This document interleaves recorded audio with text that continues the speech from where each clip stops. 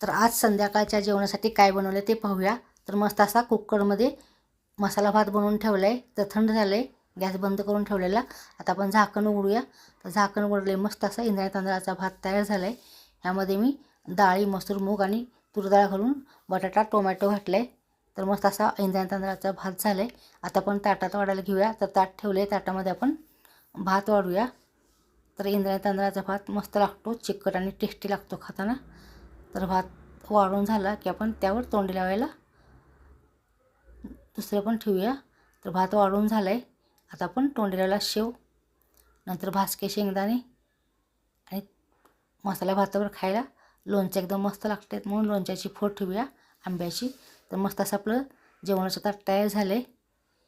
तर आता आपण खाऊन बघूया मसाला भात कसा झाला आहे ते.